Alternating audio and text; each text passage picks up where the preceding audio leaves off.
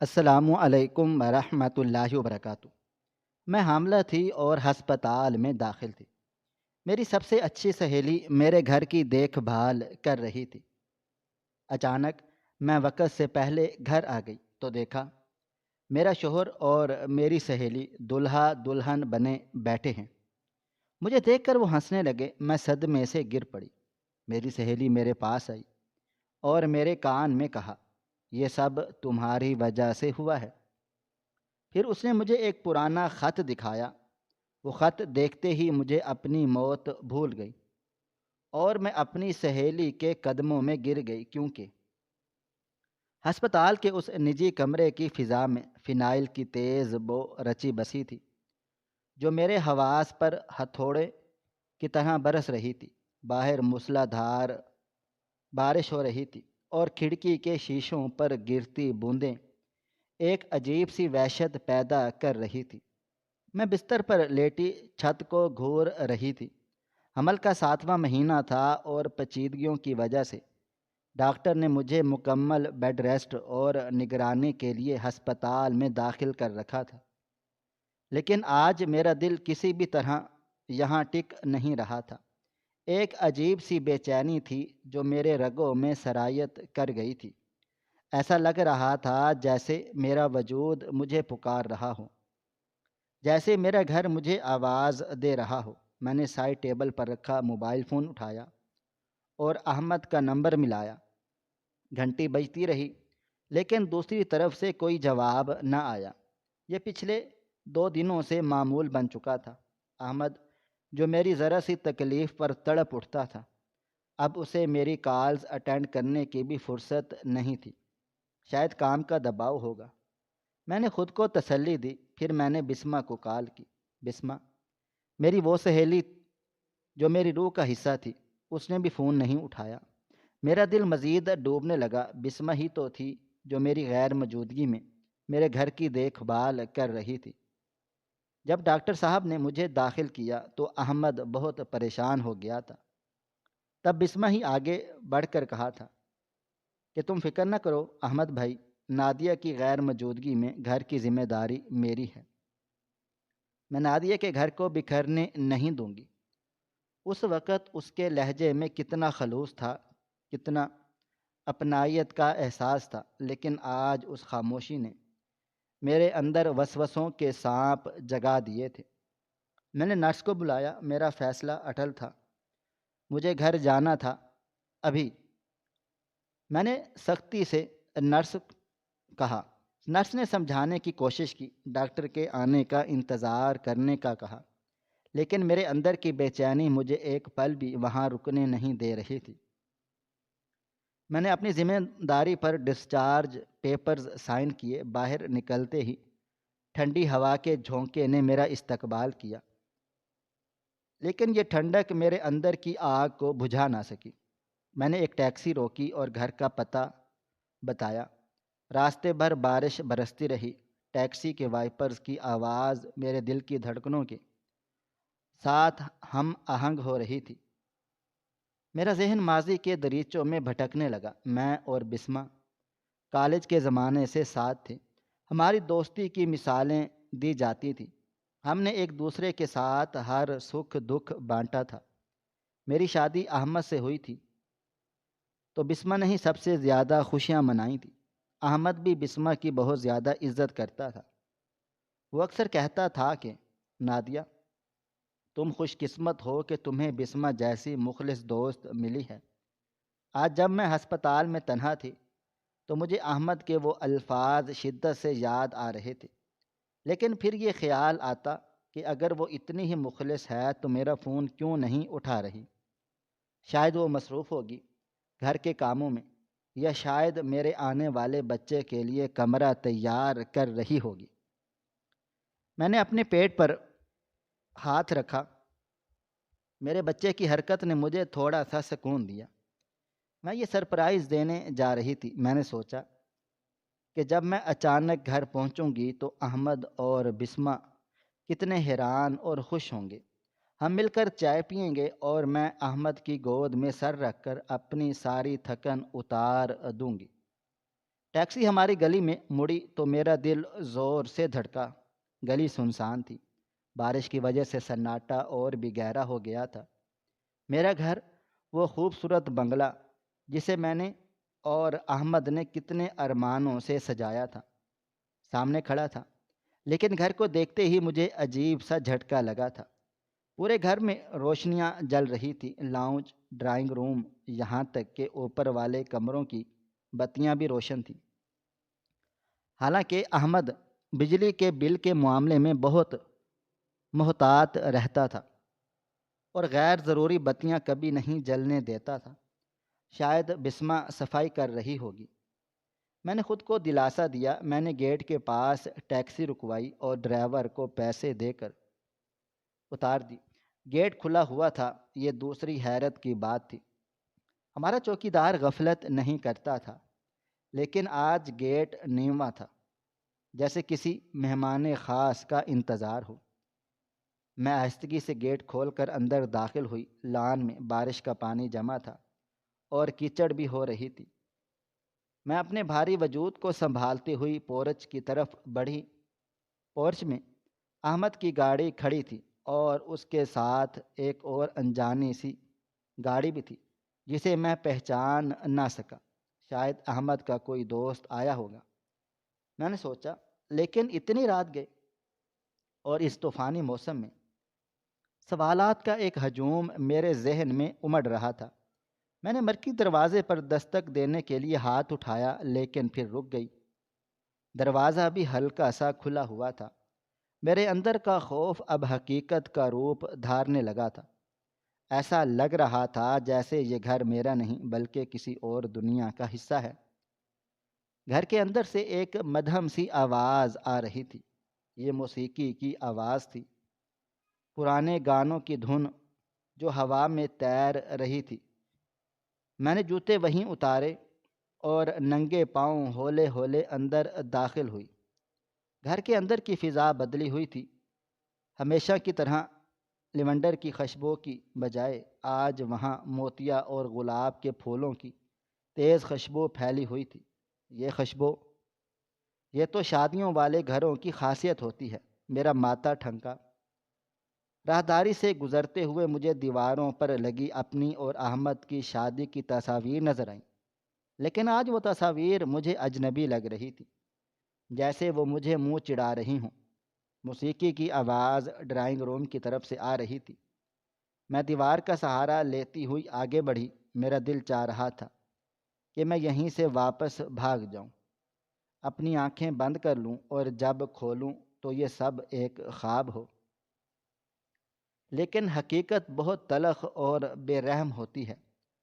Drawing room کا دروازہ بند تھا، لیکن شیشے کے پینل سے روشنی چھن چھن کر باہر آ رہی تھی، اور پھر میں نے وہ آواز سنی جس نے میرے خون کو منجمد کر دیا تھا۔ ہنسی کی آواز، ایک مرد اور ایک عورت کے کھل کھلا کر ہنسنے کی آواز۔ وہ ہنسی احمد کی تھی، میں اسے ہزاروں کے مجمع میں بھی پہچان سکتی تھی۔ اور وہ عورت، وہ بسمہ تھی۔ وہ دونوں ہنس رہے تھے، بہت زیادہ خوش تھے۔ میں نے کب کب آتے ہاتھوں سے دروازے کا ہینڈل گھمایا۔ دروازہ بغیر کسی آواز کے کھل گیا۔ سامنے کا منظر دیکھ میری آنکھیں پھٹی کی پھٹی رہ گئی۔ وقت جیسے وہیں تھم سا گیا ہو۔ میری سانس میرے گلے میں اٹک گئی۔ سامنے صوفے پر احمد بیٹھا تھا، لیکن وہ احمد نہیں تھا جسے میں ہسپتال چھوڑ کر گئی تھی۔ اس نے سفید رنگ کی کلف لگی شیروانی پہن رکھی تھی، سر پر کلا سجی تھی اور گلے میں گلاب کے پھولوں کا ہار تھا۔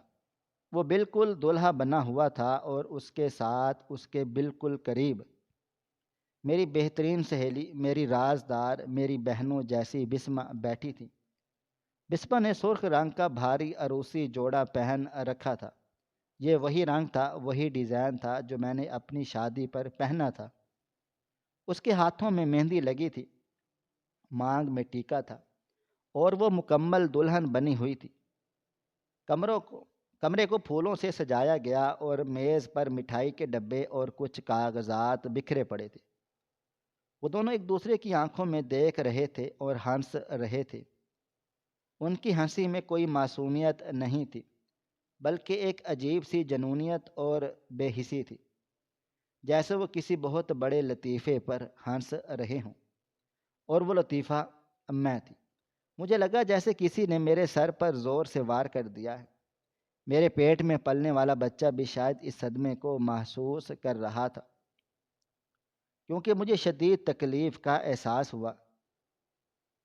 میں دروازے کی چوکھٹ تھامے کھڑی رہی۔ میری زبان گنگ ہو گئی تھی، میں چیخنا چلانا چاہتی تھی، ان سے پوچھنا چاہتی تھی کہ یہ کیا تماشا ہے، کیا کوئی ڈرامہ شوٹ ہو رہا ہے، کیا یہ کوئی مذاق ہے، لیکن میرے حلق سے آواز نہیں نکلی۔ پھر اچانک ان کی نظر مجھ پر پڑی۔ احمد نے مجھے دیکھا۔ اس کی آنکھوں میں نہ کوئی شرمندگی تھی، نہ کوئی خوف، اور نہ ہی کوئی حیرت۔ اس نے ایسے دیکھا جیسے وہ میرا ہی انتظار کر رہا ہو۔ اور بسمہ، اس نے مجھے دیکھ کر اپنی ہنسی نہیں روکی، بلکہ اس کی ہنسی مزید بلند ہو گئی تھی۔ وہ کہکے لگانے لگی، ایک عورت جو میری بہترین دوست ہونے کا دعویٰ کرتی تھی، آج میرے شوہر کے ساتھ دلہن بنی بیٹھی تھی اور مجھے دیکھ کر ہنس رہی تھی۔ یہ منظر میری برداشت سے باہر تھا۔ احمد، بسمہ، بمشکل میرے منہ سے نکلا۔ میری آواز ٹوٹی ہوئی اور کمزور تھی۔ انہوں نے میری پکار کا کوئی جواب نہیں دیا۔ احمد نے بسمہ کا ہاتھ تھام لیا اور اسے پیار سے دیکھنے لگا، جیسے میں وہاں موجود ہی نہ ہوں۔ یہ بے توقیری، یہ دھوکہ دہی میری روح کو چھلنی کر گیا۔ مجھے لگا کہ میرے پیروں تلے سے زمین نکل گئی ہے۔ کمرہ گھومنے لگا، دیواریں مجھ پر گرنے لگیں۔ میں لڑکھڑائی اور قالین پر گر پڑی۔ میرے گرنے کی آواز پر بھی ان کا رویہ نہ بدلا۔ وہ اپنی جگہ بیٹھے رہے، جیسے کوئی پتلی تماشا دیکھ رہے ہوں۔ میں فرش پر پڑی، درد سے کراہ رہی تھی، جسمانی درد سے زیادہ روحانی اذیت تھی جو مجھے ٹکڑے ٹکڑے کر رہی تھی۔ میں نے نظر اٹھا کر ان کی طرف دیکھا۔ ان کے چہرے پر ایک شیطانی مسکراہٹ تھی۔ یہ وہ لوگ نہیں تھے جنہیں میں جانتی تھی، یہ کوئی اور تھے، کوئی بہروپیے۔ میں سوچ رہی تھی کہ شاید میں مر چکی ہوں اور یہ جہنم کا کوئی منظر ہے، کیونکہ دنیا میں تو ایسا دھوکہ ممکن ہی نہیں ہوتا۔ میری آنکھوں سے آنسو جاری ہو گئے جو میرے گالوں کو بھگوتے ہوئے قالین میں جذب ہو رہے تھے۔ میں نے بسمہ کی طرف ہاتھ بڑھایا، مدد کے لیے نہیں، بلکہ شاید یہ جاننے کے لیے کہ وہ حقیقت ہے۔ کیوں؟ میں نے سرگوشی کی۔ تم دونوں نے میرے ساتھ ایسا کیوں کیا؟ میں تو حاملہ ہوں، میرا بچہ، ہمارا بچہ احمد۔ میرے الفاظ ہچکیوں میں گم ہو گئے تھے۔ تبھی بسمہ اپنی جگہ سے اٹھی۔ اس کے بھاری لہنگے کی سرسراہٹ خاموش کمرے میں گونجی۔ وہ آہستہ آہستہ چلتی ہوئی میری طرف آئی۔ اس کی پازیب کی چھن چھن آج مجھے سانپ کی پھنکار جیسی لگ رہی تھی۔ وہ میرے قریب چلی آئی اور میرے سامنے اکڑوں بیٹھ گئی۔ اس کی آنکھوں میں اب ہنسی کی جگہ ایک سرد نفرت تھی، ایک ایسی نفرت جو سالوں سے دبی ہوئی ہو اور اب لاوا بن کر پھوٹ پڑی ہو۔ اس نے میرا چہرہ اپنے ہاتھوں میں لیا۔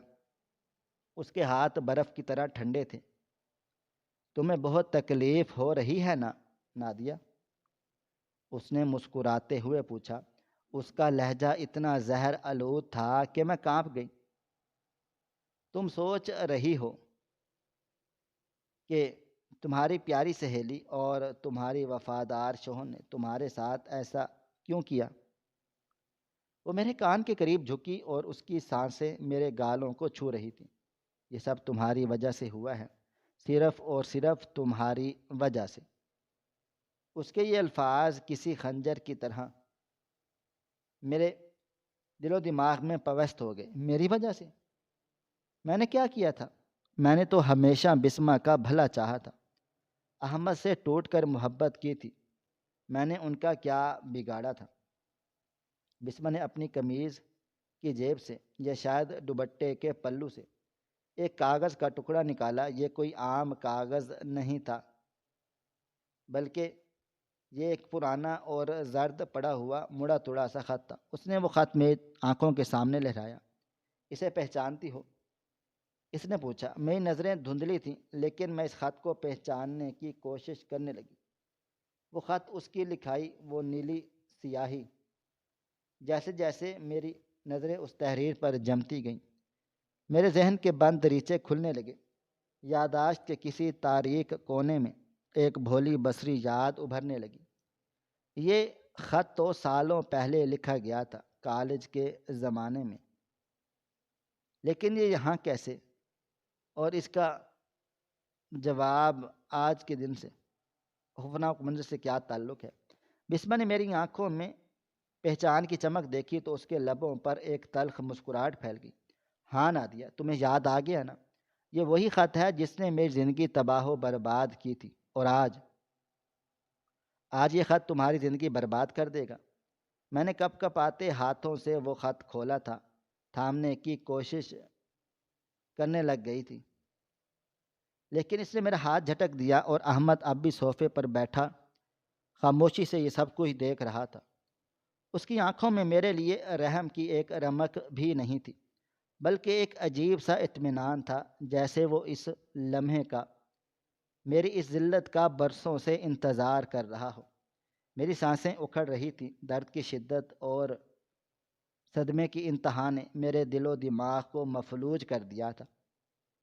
لیکن اس خط کا راز، وہ راز جو اب کھلنے لگا تھا، اس نے مجھے ابھی تک ہوش میں رکھا تھا۔ میں جانتی تھی کہ آخر میرے ماضی میں کون سی غلطی، کون سا گناہ آج میرے سامنے اس بھیانک روپ میں کھڑا ہے۔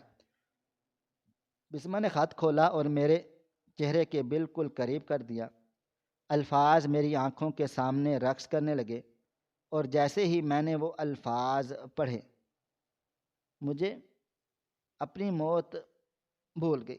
میں نے جو کچھ دیکھا اس نے میرے وجود کے پخرچے اڑا دیے۔ میں اپنی سہیلی کے قدموں میں گر گئی، کیونکہ میری آنکھیں اس کاغذ پر گڑی ہوئی تھیں اور میرا دل و دماغ سن ہو چکا تھا۔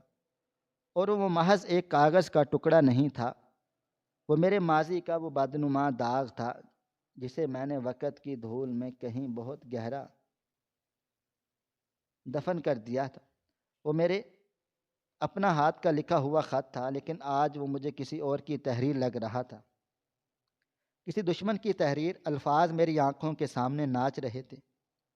محترم کاشف صاحب، جسے آپ اپنی زندگی کا ہمسفر بنانے جا رہے ہیں، شاید آپ اس کی حقیقت سے واقف نہیں۔ یہ وہ الفاظ تھے جنہوں نے 7 سال پہلے سے ایک ہستی بستی زندگی کو اجاڑ ڈالا تھا، اور آج وہی الفاظ میری اپنی زندگی کو خاستر کرنے کے لیے میرے سامنے موجود تھے۔ میں نے سر اٹھا کر بسمہ کی طرف دیکھا۔ اس کی آنکھوں میں جو نفرت تھی وہ بے وجہ نہیں تھی، وہ میرے گناہوں کا عکس تھی۔ مجھے اچانک سے سب کچھ یاد آنے لگ گیا تھا، وہ یادیں جو میں نے شعوری طور پر بھلا دی تھی، اب کسی طوفانی ریلے کی طرح میرے ذہن میں امنڈ آئی تھی۔ یہ 7 سال پرانی بات ہے، اور ہم یونیورسٹی کے آخری سال میں تھے۔ بسمہ اور میں 2 جسم اور ایک جان کی طرح مشہور تھے، لیکن میرے دل کے کسی گوشے میں جہاں روشنی نہیں پہنچتی تھی، وہاں بسمہ کے لیے ایک عجیب سا حسد پل رہا تھا۔ بسمہ ہمیشہ سے ہی پرفیکٹ تھی، وہ پڑھائی میں بھی اول، خوبصورتی میں بے مثال، اور سب سے بڑھ کر اس کی قسمت۔ اس کی منگنی کاشف سے ہوئی تھی، جو نہ صرف انتہائی وجیحہ تھا بلکہ ایک بہت بڑے بزنس ٹائکون کا بیٹا تھا۔ کاشف بسمہ پر جان چھڑکتا تھا۔ مجھے یاد ہے وہ دن جب بسمہ اپنی منگنے کی انگوٹھی دکھانے کینٹین پر میرے پاس آ گئی تھی۔ وہ کتنی خوش تھی، اس کی آنکھوں میں ستارے چمک رہے تھے۔ نادیہ، دیکھو کاشف نے میرے لیے کیا بھیجا ہے۔ اس نے چہکتے ہوئے اپنے ہاتھ میرے سامنے کیا، ہیرے کی وہ انگوٹھی جس کی نازک انگلی میں جگمگا رہی تھی۔ میں نے اوپر سے مسکرا کر اسے مبارکباد دی تھی، لیکن اندر ہی اندر میں جل بھن گئی تھی۔ مجھے لگ رہا تھا کہ زندگی کی ساری خوشیاں بسمہ کے حصے میں آ گئی ہیں، اور میں صرف ایک تماشائی ہوں۔ یہ احساس کمتری آہستہ آہستہ ایک زہریلے ناگ میں بدل گیا تھا، اور پھر وہ کالی رات آئی۔ ہاسٹل کے کمرے میں بسمہ گہری نیند سو رہی تھی اور میں جاگ رہی تھی۔ میرے دل و دماغ میں شیطان سرگوشیاں کر رہا تھا۔ مجھے کاشف اور بسمہ کی خوشی برداشت نہیں ہو رہی تھی۔ میں چاہتی تھی کہ بسمہ بھی تکلیف محسوس کرے، وہ بھی روئے جیسے میں اپنی محرومیوں پر روتی ہوں۔ میں نے اپنی نوٹ بک سے ایک کاغذ پھاڑا اور قلم اٹھایا۔ میرا ہاتھ کانپ رہا تھا، لیکن میرے اندر کی جلن میرے ضمیر پر حاوی ہو گئی۔ میں نے وہ خط لکھا، ایک فرضی نام سے، ایک گمنام خیر خواہ بن کر۔ اس خط میں میں نے بسمہ کے کردار پر کیچڑ اچھالی تھی۔ میں نے وہ تمام جھوٹ لکھے جو کسی بھی شریف لڑکی کی زندگی برباد کرنے کے لیے کافی تھے۔ میں نے لکھا کہ بسمہ کاشف سے مخلص نہیں ہے، اس کے اور بھی تعلقات ہیں۔ میں نے وہ سب کچھ لکھا جو میرا بیمار ذہن سوچ سکتا تھا۔ اگلی صبح میں نے خود وہ خط پوسٹ کیا تھا۔ مجھے لگا تھا یہ ایک معمولی شرارت ہے، شاید کاشف تھوڑا سا شک کرے گا، ان کی لڑائی ہوگی اور بس۔ مجھے اندازہ نہیں تھا کہ میں اپنے ہاتھوں سے کیا تباہی مچانے جا رہی ہوں۔ اس خط کا اثر بم دھماکے کے جیسا ہوا تھا۔ کاشف، جو اپنی خاندانی روایات اور عزت کے معاملے میں انتہائی حساس تھا، اس خط کو سچ مان بیٹھا تھا۔ اس نے تحقیق کرنے کی زحمت بھی نہیں کی تھی۔ بے شک کا بیج بویا جب محبت کے کھیت میں بویا جائے تو وہ تناور درخت بنتے ہیں۔ میں دیر نہیں لگاتا۔ 2 دن کے بعد کاشف نے بھری محفل میں بسمہ کی منگنی توڑ دی۔ مجھے آج بھی وہ منظر یاد ہے جب بسمہ روتے ہوئے میرے پاس آئی تھی۔ وہ ٹوٹی ہوئی کانچ کی طرح بکھر چکی تھی۔ نادیہ، کاشف نے مجھ پر یقین نہیں کیا۔ اس نے کہا کہ میں بد چلن ہوں۔ وہ میری گود میں سر رکھ کر بلک بلک کر رو رہی تھی، اور میں وہ منافق دوست تھی جو اس کے آنسو پونچھ رہی تھی، اسے دلاسا دے رہی تھی، اور دل ہی دل میں اپنے کیے پر خوف زدہ بھی تھی اور مطمئن بھی۔ میں نے اسے کبھی نہیں بتایا کہ اس کی بربادی کی ذمہ دار میں ہوں۔ میں نے اس راز کو اپنے سینے میں دفن کر لیا۔ وقت گزرتا چلا گیا۔ بسمہ آہستہ آہستہ سنبھل گئی، لیکن اس کی آنکھوں کی چمک ہمیشہ کے لیے ختم ہو گئی تھی۔ کاشف کی شادی کسی اور سے ہو گئی، اور بسمہ نے خود کو کام میں غرق کر لیا۔ اور پھر میری زندگی میں احمد آیا۔ احمد سے شادی کے بعد میں اپنی نئی دنیا میں مگن ہو گئی، اور بسمہ میری زندگی میں واپس ایک بہترین دوست بن کر آ گئی تھی۔ میں سمجھتی تھی کہ وہ پرانا باب بند ہو چکا ہے، اللہ نے مجھے معاف کر دیا ہے، لیکن میں بھول گئی تھی کہ مکافات عمل اٹل ہے۔ وہ اپنا راستہ خود بناتا ہے۔ اور واپس حال کی طرف لوٹتے ہوئے میں نے کپ کپاتے ہاتھوں سے کہا، بسمہ کی طرف دیکھا، بسمہ مجھے معاف کر دو، میں نادان تھی، وہ بچپن کی غلطی تھی۔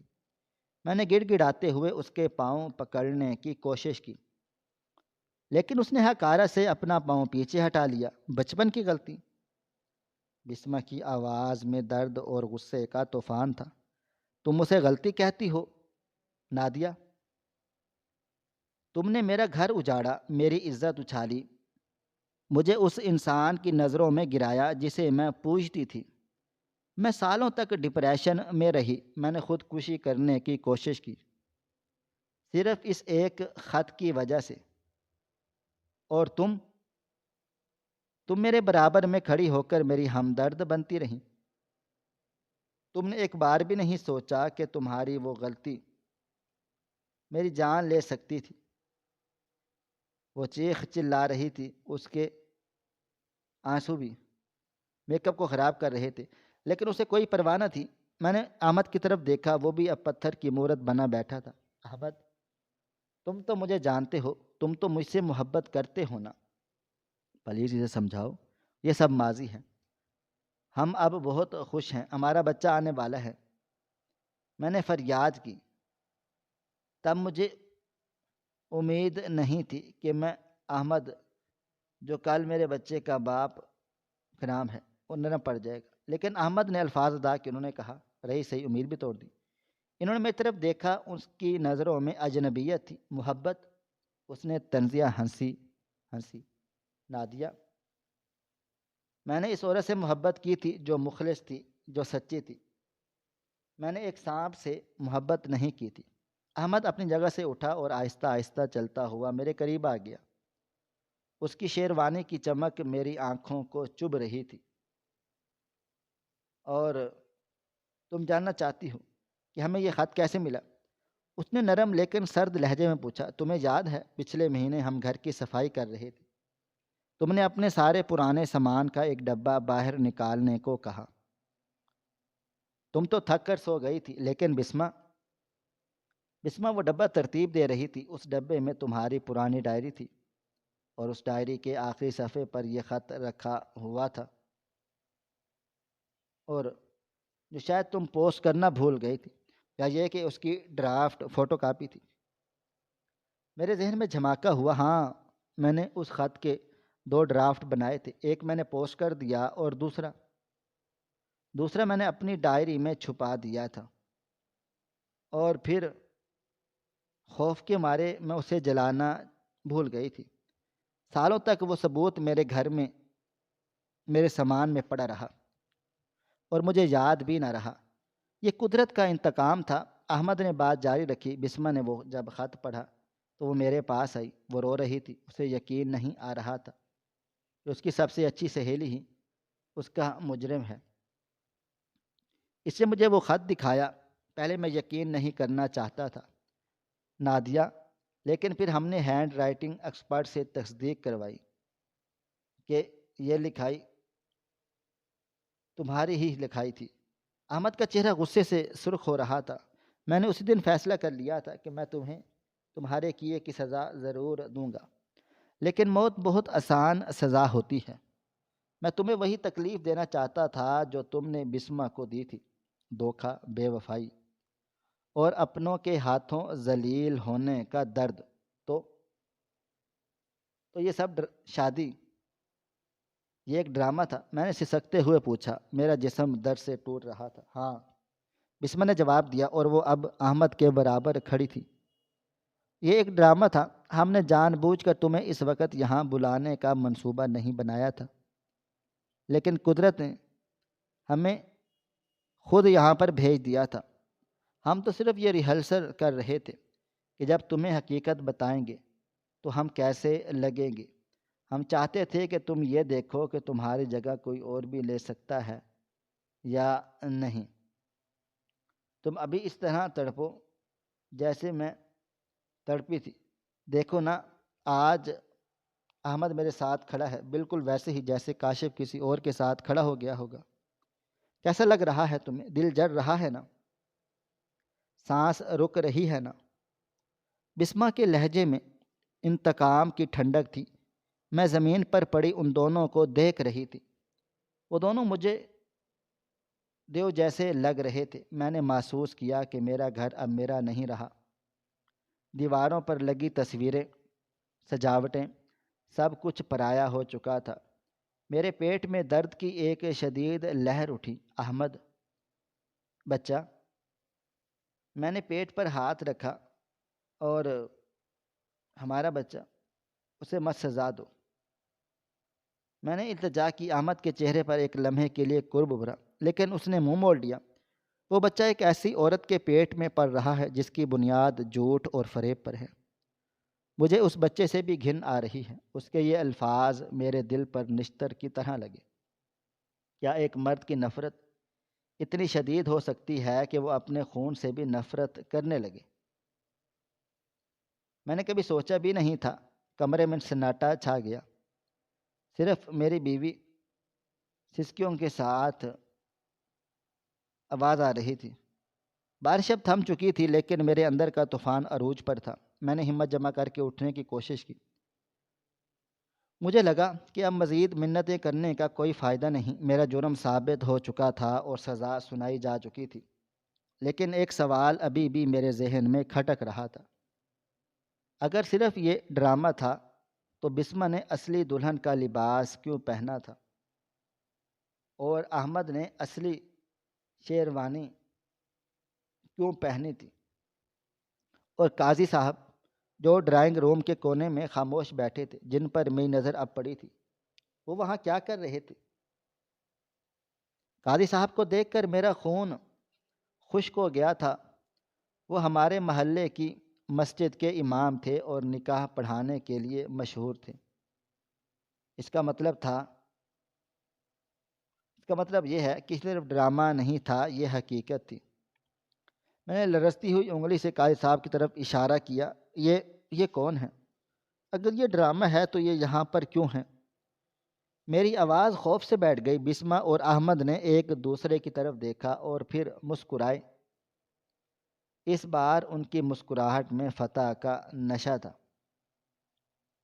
نادیہ، احمد نے انتہائی مایوس سے لہجے سے کہا، اطمینان سے کہا، تمہیں کیا لگا ہم صرف تمہارے کپڑے پہن کر کھیلیں گے؟ نہیں، تم غلط ہو۔ میں نے کہا تھا نا کہ میں تمہیں وہی تکلیف دوں گا جو تم نے بسمہ کو دی تھی۔ تم نے بسمہ کی منگنی توڑوائی تھی، اس کا گھر بسنے سے پہلے اجاڑ دیا تھا۔ میں نے سوچا کہ میں اس کا گھر بساؤں گا اور جہاں عزت، محبت اور رتبہ مل جائے۔ سب خاک میں مل چکا تھا۔ میں نے ایک بار پھر احمد کے پیروں میں گرنے کی کوشش کی، لیکن اس نے پیچھے ہٹ کر مجھے ٹھوکر دے ماری اور میں دور جا گری۔ خبردار، جو مجھے ہاتھ لگایا وہ دھاڑا۔ اب تم صرف اس گھر کی ایک غیر ضروری چیز ہو جاؤ گی۔ اپنے کمرے میں جاؤ اور وہاں بیٹھ کر اپنی قسمت کا ماتم کرو۔ ہمارا نکاح ہونے والا ہے۔ قاضی صاحب نے کھانس کر گلا صاف کیا اور رجسٹر کھولا۔ کیا ہم شروع کریں؟ انہوں نے پوچھا۔ احمد نے سر ہلا دیا۔ قاضی صاحب، جی قاضی صاحب، شروع کریں۔ نکاح کے بول گونجنے لگے۔ میں بسمہ طارق بنت طارق محمود۔ ہر لفظ میرے دل پر ہتھوڑے کی طرح برس رہا تھا۔ میں وہاں فرش پر پڑی بے بسی کی تصویر بنی ہوئی تھی، اپنے شوہر کو کسی اور کا ہوتا دیکھ رہی تھی۔ وہ سہیلی جسے میں نے دھوکہ دیا تھا آج میرا سب کچھ چھین رہی تھی۔ یہ مکافات عمل کی وہ بدترین شکل تھی جس کا تصور بھی محال تھا۔ میں اسی لمحے جب قاضی صاحب نے احمد ہے قبول کا کہنے لگے تو میں ایک عجیب واقعہ ہوا۔ احمد خاموش رہا۔ کمرے میں ایک بھاری خاموشی چھا گئی۔ بسمہ نے چونک کر احمد کی طرف دیکھا۔ احمد، بولو۔ اس نے سرگوشی کی۔ احمد کا چہرہ جو ابھی تک غصے اور نفرت سے بھرا ہوا تھا اچانک بدلنے لگا۔ اس کے ماتھے پر پسینہ آ گیا۔ اس نے اپنا ہاتھ بسمہ کے ہاتھ سے چھڑایا۔ وہ کھڑا ہو گیا۔ اس کی نظریں مجھ پر جم گئی۔ میری حالت غیر ہو رہی تھی۔ درد زخم، لیبر پین شروع ہو چکا تھا۔ صدمے اور جسمانی تکلیف نے مل کر اپنا کام کر دیا تھا۔ میں درد سے دوہری ہو رہی تھی اور فرش پر خون پھیلنا شروع ہو گیا تھا۔ احمد، میں نے آخری بار پکارا تھا اور میری آواز ڈوب رہی تھی۔ یہ وہ لمحہ تھا جب انتقام اور انسانیت کے درمیان جنگ ہونی تھی۔ کیا احمد کا غصہ اس کے باپ ہونے کے احساس پر بھاری پڑے گا؟ کیا میری حالت دیکھ کر اس کا دل پسج جائے گا؟ احمد نے ایک نظر بسمہ پر ڈالی جو حیران پریشان کھڑی تھی، اور ایک نظر مجھ پر ڈالی جو موت و حیات کی کشمکش میں تھی۔ بسمہ نے احمد کا بازو پکڑا۔ احمد، یہ ڈرامہ کر رہی ہے، اس کی باتوں میں مت آؤ، نکاح مکمل کر لو۔ بسمہ نے تلخی سے کہا، لیکن احمد نے بسمہ کا ہاتھ جھٹک دیا۔ یہ ڈرامہ نہیں ہے بسمہ۔ احمد نے فرش پر پھیلے خون کی طرف اشارہ کرتے ہوئے کہا، دیکھو۔ بسمہ کی نظر بھی خون پر پڑی تو وہ سہم گئی۔ اس لمحے کمرے کی فضا یکسر بدل گئی۔ انتقام کا نشہ اترنے لگا اور حقیقت کا خوف طاری ہونے لگا۔ کیا میرا بچہ میری غلطیوں کی بھینٹ چڑھنے والا تھا؟ کیا میری موت میرے گناہوں کی وجہ کفارہ بننے والی تھی؟ اور میں نے اپنی آنکھیں بند کر لی۔ آخری منظر جو میں نے دیکھا وہ احمد کا تھا جو میری طرف بھاگ رہا تھا، اور بسمہ جو اپنی جگہ بت بنی کھڑی تھی۔ نادیہ، احمد کی آواز گونجی اور پھر اندھیرا چھا گیا۔ مجھے نہیں معلوم تھا کہ جب میں نے آنکھوں کھولوں گی تو میں کہاں ہوں گی، اور میرا گھر، میرا شوہر اور میرا بچہ کس کے پاس ہوگا۔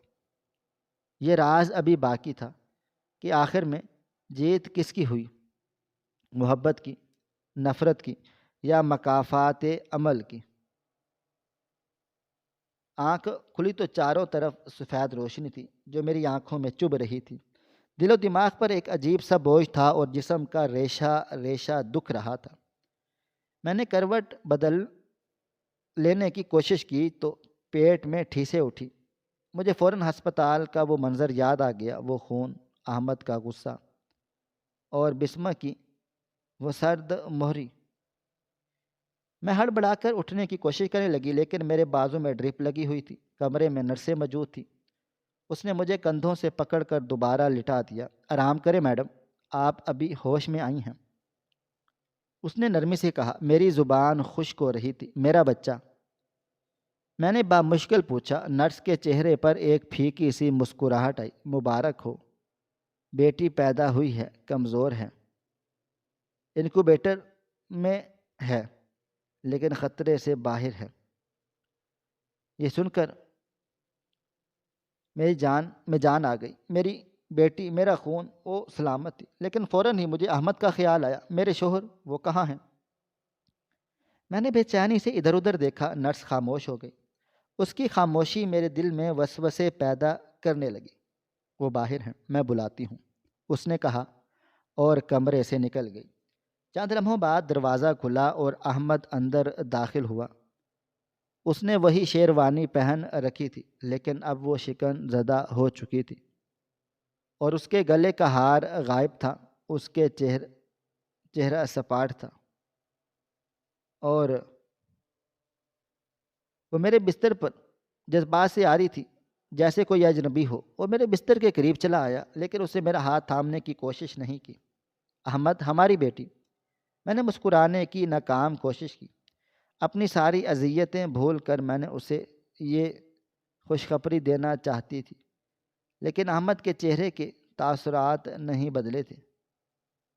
اس نے جیب سے ایک لفافہ نکالا اور سائڈ ٹیبل پر رکھ دیا۔ میں نے ہسپتال کے بل ادا کر دیے ہیں۔ اس کی آواز میں اتنی اجنبیت تھی کہ میں لرز گئی۔ اور یہ تمہارے لیے ہے۔ میں نے کانپتے ہاتھوں سے لفافہ اٹھایا۔ اس کے اندر طلاق کے کاغذات نہیں تھے، بلکہ ایک ایگریمنٹ تھا جس پر لکھا تھا کہ میں اپنی بیٹی کی حوالگی احمد کے سپرد کرتی ہوں۔ یہ کیا ہے احمد؟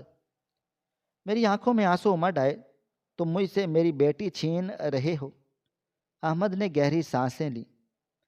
میں تم سے چھین نہیں رہا، جس کی تعداد تم حقدار نہیں ہو۔ نادیہ، میں نے ڈاکٹر سے بات کر لی ہے، تمہاری حالت ایسی نہیں ہے کہ تم بچے کی دیکھ بھال کر سکو۔ ویسے بھی ایک ایسی عورت جس کا ضمیر مردہ ہو، وہ ایک معصوم جان کی تربیت کیسے کر سکتی ہے؟ عدالت میں بھی یہی فیصلہ کرے گی کہ جب میں وہ خط دکھاؤں گا۔ میں سکتے میں آگے۔ وہ خط، وہ منحوس خط اب میرا پیچھا بھی نہیں چھوڑ رہا تھا۔ احمد، خدا کے لیے ایسا مت کرو، وہ میری بیٹی ہے، میں اس کے بغیر مر جاؤں گی، میں نے گڑ گڑاتے ہوئے کہا۔ اور میں؟ احمد چلایا۔ میں بھی تو مر گیا ہوں۔ نادیہ، تم نے جس احمد کو دھوکہ دیا تھا وہ مر چکا ہے۔ اب جو کھڑا ہے وہ صرف ایک باپ ہے جو اپنی بیٹی کو تمہارے ناپاک سائے سے بچانا چاہتا ہے۔ اسی لمحے دروازہ دوبارہ کھلا تھا اور بسمہ اندر آ گئی۔ اس نے ابھی تک وہ عروسی جوڑا پہن رکھا تھا، لیکن اب اس کے چہرے پر فتح کا ایسا اطمینان تھا جو روح کو کچل دینے والا تھا۔ وہ احمد کے برابر آ کر کھڑی ہو گئی تھی اور اس کے بازو اپنی بازار میں ڈال دیا۔ احمد نے اسے منع کیا۔ کیا یہ منظر میری موت کے بدتر تھا؟ تم دونوں؟ میری آواز حلق میں اٹک گئی۔ بسمہ نے مسکراتے ہوئے کہا، ہاں نادیہ، ہمارا نکاح ہو چکا ہے، ہسپتال کے انتظار گاہ میں نہیں، بلکہ ابھی کچھ دیر پہلے۔ احمد کو اپنی بیٹی کے لیے ایک ماں کی ضرورت تھی، ایک مخلص اور پاک باز ماں۔ اور بہتر ماں کون ہو سکتی ہے؟ آخر میں اس کی خالہ بھی تو ہوں۔ میرے دل و دماغ نے کام کرنا چھوڑ دیا۔ میری سہیلی جس کا میں نے گھر اجاڑا تھا، آج میرا گھر، میرا شوہر اور میری بیٹی سب کچھ لے اڑی تھی۔ میں خالی ہاتھ رہ گئی۔ احمد نے مجھے آخری بار دیکھا۔ ہم لوگ جا رہے ہیں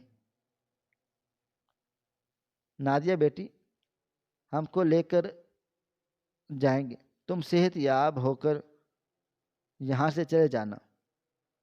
بہرحال اس گھر میں تو اب تمہاری کوئی جگہ نہیں۔ احمد مڑا اور کمرے سے نکل گیا۔ بسمہ بھی اس کے پیچھے جانے لگی، لیکن دروازے کے پاس پہنچ کر وہ رک گئی۔